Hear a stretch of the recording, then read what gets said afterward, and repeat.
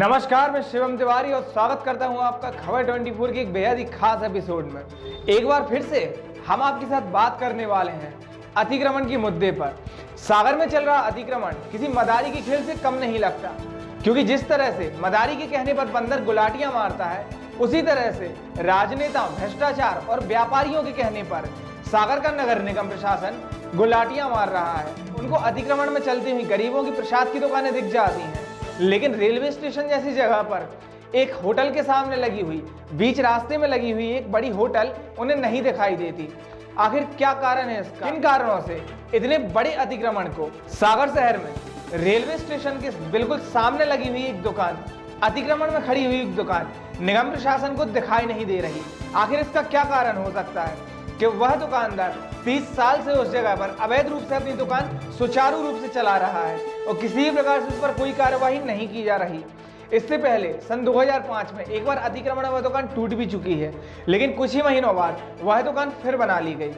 इस बारे में जब हमने स्टेशन के पास में उस दुकान के आसपास के लोगों से बात की तो हमें उनसे कुछ इस तरह की जानकारी। मैं हरिशंकर यादव, रेलवे स्टेशन में मेरा होटल है और जो कि मेरे अंदर भीतर दुकान है। क्या नाम से होटल है? यादव होटल।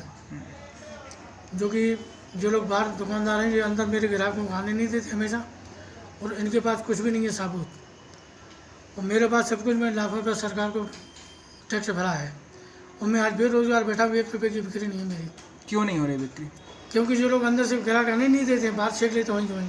अच्छा। रास्ते में दुकान लगा है, इसलिए हम भारी अति परेशान हैं और मतलब बहुत बुरी हालत है हमारी।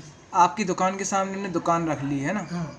तो इसके लिए आपने कोई एक्शन नहीं लिया इनके विरुद्ध? लिया एक्शन, हमने लड़के भी दिए, उनसे मना भी करते, मानते नहीं हैं, लड़ाई को तैयार हो जाते हैं। आपने प्रशासनिक तौर पे कोई शिकायत नहीं की? शिकायत कलेक्टर के पास भी शिकायत की हमने। तो उसके बाद कलेक्टर जी ने इस पर क्या निर्देश दिए? अब कोई जवाब नहीं आया वहाँ से। और निगम आयुक्त जी के पास शिकायत की होगी आपने? हाँ। उन्होंने इस पर क्या एक्शन लिया? कोई एक्शन नहीं लिया अभी तक। कोई एक्शन नहीं लिया गया। मतलब आप एप्लीकेशन सबके पास कर चुके हो, शिकायत आप सबके पास जमा कर चुके हो, लेकिन आपकी बात कहीं नहीं सुनी जा रही। हाँ। ठीक है, तो आप क्या चाहते हो आगे? हम देख हमारे सामने से हटा जाए, हम रोजी रोटी चले हमारी। कितने समय से आपकी दुकान है? हमारी ये 30 साल पुरानी हो गई। और ये दुकान कितने समय से रखी है सामने वाली? ये तो बहुत समय से निकली, 2 बार टूट चुकी है अतिक्रमण में। 2 बार टूट चुकी है। इनके निरस्त हो चुके हैं, इनके पट्टे निरस्त हैं, सब कुछ भी नहीं है इनके पास। बिना कागजों के सामने वाली दुकान रखी हुई है आपके हाँ। सामने, आप कहने का मतलब, और कोई इस पे एक्शन भी नहीं होता। और जो चाय की दुकान है बाहर रखी, 300 की टेबल में ये लोग धंधा पानी कर रहे हैं बाहर वाले। और इसलिए हमें गिरा के नहीं है, क्योंकि अंदर किसी को आने नहीं देती ये लोग। और रास्ते में गंदगी, डिस्पोजल, दारू के सब पूरा डाल देते हैं, थूका मूती सब।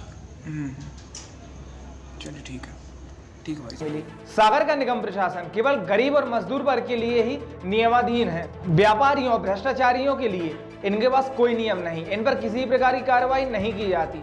मैं शिवम तिवारी, सागर से खबर।